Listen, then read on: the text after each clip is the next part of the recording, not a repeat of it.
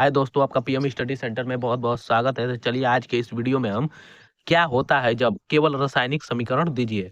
यह board exam में 5 अंक में पूछा जाता है। 5 क्वेश्चन पूछा जाएगा जिसके लिए आपको बोर्ड एग्जाम में 5 अंक मिलेगा।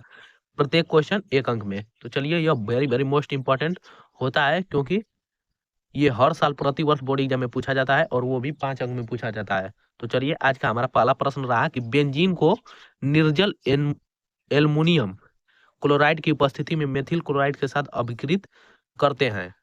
प्रश्न रहा कि बेंजीन को निर्जल एल्युमिनियम क्लोराइड की उपस्थिति में मेथिल क्लोराइड के साथ अभिकृत करते हैं तो हमें क्या प्राप्त होता है, केवल रासायनिक समीकरण देना है। तो जब हम बेंजीन को निर्जल एल्युमिनियम क्लोराइड की उपस्थिति में मेथिल क्लोराइड के साथ अभिक्रिया कराते हैं तो हमें टॉलुइन प्राप्त होता है। क्या प्राप्त होता है? टॉलुइन। तो यहाँ पर लिख देंगे टॉलुइन। हमें केवल रासायनिक समीकरण ही देना है बोर्ड एग्जाम में, तो आप उत्तर न दीजिएगा। तो बोर्ड एग्जाम में केवल रासायनिक समीकरण को ही लिखना है। तो देखिए बेंजीन, बेंजीन का हमारा क्या सूत्र होता है? बेंजीन का हमारा C6 और H6। तो बेंजीन की क्रिया निर्जल एल्युमिनियम क्लोराइड के साथ मेथिल क्लोराइड के साथ कराएंगे। किसकी उपस्थिति में? निर्जल एल्युमिनियम क्लोराइड की उपस्थिति में।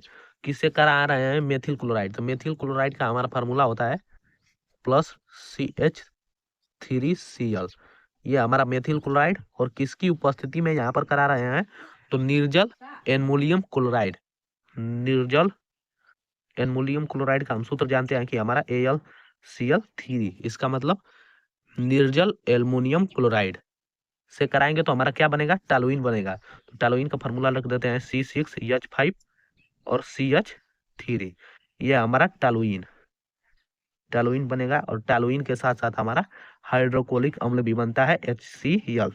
तो ये हमारा कि जब बेंजीन की क्रिया निर्जल एल्युमिनियम क्लोराइड की उपस्थिति में मेथिल क्लोराइड से कराने पर हमारा टॉलुइन बनता है। तो ये था हमारा पहला प्रश्न। चलिए दूसरे प्रश्न को देखते हैं।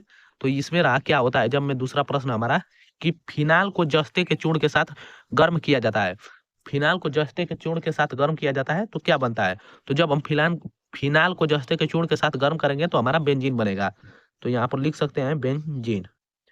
तो देखिए फिनाल का हम सूत्र जानते हैं कि C6H5OH। ये हमारा फिनाल फिनाल तो इस फिनाल का सूत्र C6H5OH। और फिनाल को जस्ते के चूर्ण, जस्ता मतलब जेडियन जिंक, जस्ते के चूर्ण, यहाँ पर जस्ता लिख सकते हैं, के साथ यहाँ पर गर्म करने का चिन्ह हम जानते हैं डेल्टा से प्रदर्शित करते हैं तो हमारा बेंजीन बनेगा। तो C6H6 प्लस ZO बनेगा, ZNO मतलब जिंक ऑक्साइड बनेगा। यहाँ पर हमारा बेंजीन प्लस हमारा ये जिंक ऑक्साइड। चलिए अब अगले प्रश्न को देखते हैं क्या होता है जब। तो इसमें हमारा तीसरा प्रश्न रहा कि टॉलुइन को CrO2Cl2 की उपस्थिति में ऑक्सीकृत किया जाता है। तो जब हम टॉलुइन को CrO2Cl2 की उपस्थिति में ऑक्सीकृत करते हैं तो हमें क्या प्राप्त होता है? ऑक्सीकृत करते हैं। ऑक्सीकृत का मतलब ऑक्सीजन से क्रिया कराते हैं तो हमारा बेंजल्डिहाइड बनेगा। क्या बनेगा? बेंजल्डिहाइड बेंजल्डिहाइड बेंजल्डिहाइड बेंजल्डिहाइड हमें प्राप्त होता है। तो टॉलुइन को इसके उपस्थिति में ऑक्सीकृत कराना है। तो टॉलुइन का फॉर्मूला यहाँ पर देख लीजिए, ऊपर हमने लाया था यहाँ पर टॉलुइन का कि C6H5CH3 हमारा टॉलुइन का सूत्र होता है। C6H5CH3 ये हमारा टॉलुइन की क्रिया हम कराएंगे, ऑक्सीकृत कराएंगे। ऑक्सीकृत का मतलब ऑक्सीजन से अभिक्रिया। तो O से हम यहाँ पर अभिक्रिया करा देंगे किसकी उपस्थिति में? CrO2 और Cl2 की उपस्थिति में क्रिया कराएंगे तो हमारा बेंजल्डिहाइड बनता है। तो बेंजल्डिहाइड का फार्मूला C6H5CHO। तो लिख लेंगे यहाँ पर C6H5CHO। ये हमारा बेंजल्डिहाइड है और ऑक्सीजन से अभिक्रित कराते हैं तो बेंजल्डिहाइड प्लस जल बनेगा H2O। ये हमारा बेंजल्डिहाइड और प्लस हमारा ये जल। तो क्या बनेगा? टॉलुइन को CrO2Cl2 की उपस्थिति में ऑक्सीकृत किया जाने पर हमारा बेंजल्डिहाइड प्लस जल बनता है। चलिए अगले प्रश्न को देखते हैं। हमारा चौथा नंबर यहाँ पर प्रश्न रहा कि फिनाल में ब्रोमीन जल मिलाया जाता है। फिनाल में ब्रोमीन जल मिलाया जाता है तो क्या प्राप्त होता है? तो चलिए इसे भी देख लेते हैं। फिनाल में जब हम ब्रोमीन जल मिलाएंगे तो हमारा 2,4,6 ट्राई ब्रोमोफिनाल मिलेगा। ट्राई ब्रोमोफिनाल 2,4,6 ट्राई ब्रोमोफिनाल और हमारा हाइड्रोजन ब्रोमाइड बाहर निकलता है।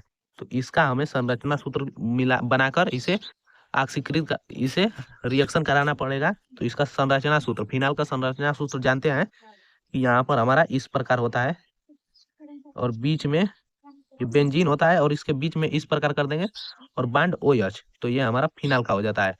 ये किसका संरचना है? फिनाल का। तो फिनाल में ब्रोमीन जल मिलाया जा रहा है। ब्रोमीन जल का मतलब Br2, Br2 ये हमारा ब्रोमीन जल है, मिलाया जाता है। तो हमारा क्या बनेगा? देखिए यहाँ पर 2,4,6 ट्राई ब्रोमोफिनाल, 2,4,6 ट्राई ब्रोमोफिनाल। 2,4,6 मतलब 2 पर भी रहेगा, 4 पर भी रहेगा, 6 पर भी रहेगा, ट्राई ब्रोमोफिनाल होता है। तो देखिए ये हमारा फिनाल हो गया। अब 2,4,6 मतलब ये हमारा 2 पर Br रहेगा और 4 पर भी Br रहेगा और ये हमारा 6 पर, यहाँ पर भी Br। तो इसका नाम हो जाएगा हमारा 2,4,6 ट्राई ब्रोमोफिनाल, 2,4,6 ट्राई ब्रोमोफिनाल और प्लस हमारा HBr निकलेगा, मतलब हाइड्रोजन ब्रोमाइड बाहर निकल जाएगा। फिनाल, जब हम फिनाल में ब्रोमीन जल मिलाएंगे तो हमारा 2,4,6 ट्राई ब्रोमोफिनाल और प्लस ये हमारा हाइड्रोजन ब्रोमाइड बाहर निकल जाएगा। चलिए अब एक लास्ट देखते हैं। हमारा लास्ट प्रश्न रहा कि कैल्शियम फार्मेट को गर्म करते हैं, कैल्शियम फार्मेट को गर्म करते हैं तो हमें क्या प्राप्त होता है?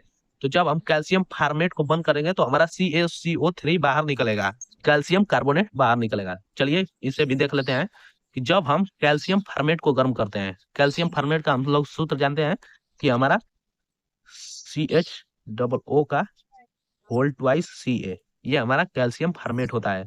चलिए इसका नाम भी लिख देता हूँ, कैल्शियम फार्मेट। तो कैल्शियम फार्मेट को जब गर्म करते हैं, गर्म करने का चिन्ह यहाँ डेल्टा से प्रदर्शित करते हैं।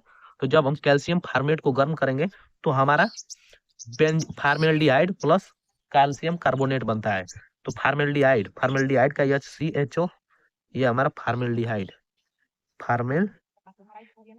फार्मेल्डिहाइड और प्लस हमारा कैल्शियम कार्बोनेट CaCO3, तो ये बनेगा। और हमारा कैल्शियम कार्बोनेट, कैल्शियम कार्बोनेट,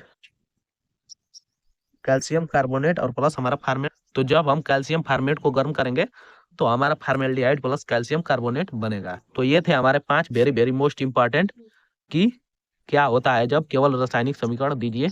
और यह क्वेश्चन बोर्ड एग्जाम में अधिक बार पूछा भी जा चुका है, तो इसे अवश्य ही तैयार कर जाइएगा, क्योंकि 5 अंक में यह पूछा जाता है, 5 क्वेश्चन, प्रत्येक क्वेश्चन 1-1 अंक के। तो आज के वीडियो में बस इतना ही, और यदि वीडियो पसंद आई होगी तो इसे ज्यादा से ज्यादा लाइक शेयर और चैनल को सब्सक्राइब करना ना भूलें। और वीडियो को पूरे लास्ट तक देखने के लिए बहुत बहुत धन्यवाद।